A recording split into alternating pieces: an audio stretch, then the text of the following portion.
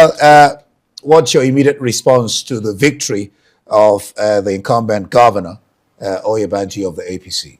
My immediate reaction is to reject the result in its entirety and consider it as fraudulent and has no place in democracy. Rejecting it, you must have reasons, particular, specific reasons why you're rejecting his victory. My rejection is based on the following. Number one, there was massive buying of votes in my polling booths and everywhere in the states.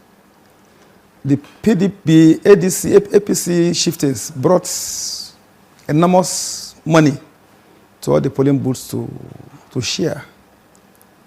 And that caused a lot of confusion everywhere. There were places where they seized the money from them, but were returned to them thereafter, after negotiating with the security agents. They seized money in EKITI, in Adi. Ward 5, after much pleading with the security agents, they returned the money. In EKITI, it was the same story. Now, in my polling booth where I voted, I don't know why my polling booth was the target of the APC. Shortly after I voted, the vice chairman of the local government, a woman, came with 2 bags full of money. And we challenged her. When she could not have her way, she had to call the chairman, Mr. Kwalola, who came to threaten me. I'm a senior citizen. I've been in politics for over 40 years. And I believe there should be respect for people like us. I was in my polling booth, exercising my civic responsibility. They came in there, they continued to chair money, and we drew the attention of the security agents to this, and they were completely helpless. Thereafter, Senator Adaramodu came there. He's from the environment, but started telling us from my polling booths. He also came there with almost 50 policemen. And one Makinde Araoye, I understand, is a political officer of the president, also came with lots of policemen. The place became rancorous, distracted. They all distracted me. I called in the police. They couldn't challenge them. It was a bad situation. Mr. Araoye, Makinde is younger than my firstborn. Can I come in there? Me.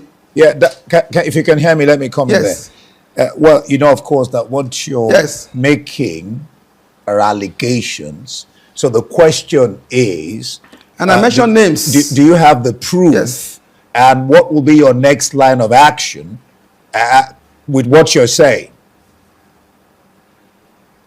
Yes, we had proofs of what they were doing. I told you they seized money from some of them. And we have pictures of the money they brought to my polling booths. They beat my driver. He was left in the pool of his blood. Up to this present moment, my driver is still in the hospital. It was a bad day for democracy. It was a day the privileged ones bought votes from the oppressed. It was a day my polling booth was turned to a political market where votes were bought freely, openly, without any challenge by the police. It shows that we should be careful about future elections. It's a signal to what will happen in future elections.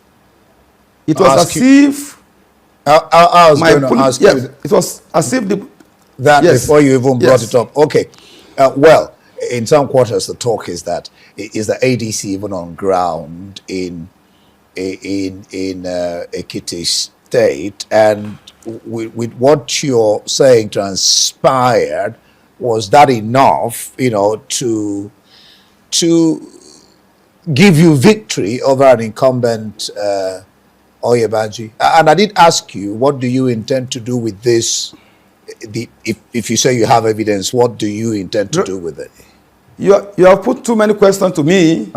you ask about whether we are on ground. Yeah. I can assure you that The ADC has councillorship candidates in all the 177 wards in Ekiti State. Fantastic. Councillorship candidates, election that is meant to hold in December. We have candidates in all the 77 wards in the state. We have chairmanship candidates in all the local governments and LCDA in the state. We have House of Assembly candidates in all the constituencies in the state. We have senatorial candidates and House of Reps candidates everywhere. Our party is well organized. I campaigned more than any other candidate in the state. I went around all these towns and villages. And in EKITI, I visited all the artisans, the carpenters, the bricklayers, the tailors, almost everybody, the printers who went to the marketplace. As we were campaigning, they were mocking us because they knew that at the end of the day, what will count is the purchase of the votes. And it was very, very bad. But I don't think you've answered the question of where do you take this? I mean, you talked about democracy. And are you taking this further? Or are you just saying, okay, let sleeping dogs lie? Oyebanji has won and we go again. It is not possible to allow evil to be sustained. The strength of the evildoer is the silence of the majority. As far as we are concerned, we are collating the results from the polling booths everywhere. As soon as we discover the flaws, we'll consult with the party, both at the state level and the national level, to take a decision. There's no basis for his victory. The governor is the worst in terms of performance since the creation of the state in 1996. I've been around since that time. Even those who did well more than him did not win a second term. When I was in government in 2010 as SSG, our allocation was oscillating between 2 billion and 4 billion naira. The last allocation of this government was 17 billion naira. During our days when we were earning just 2 billion, we did roads, we provided water, we provided electricity, we paid gratuities, and as and when due, we bought vehicles for KBACs. This governor has not done any of this. The roads are in a terrible shape. There is no water, there is no electricity, and the kidnapping is everywhere. As we speak today, some of our citizens have been in bondage. In the last 2 months, the governor has not even visited the place. I've been there as a candidate 3 times. So there's no basis for him to have won anything in this state. All right. I think we'll leave it there for now.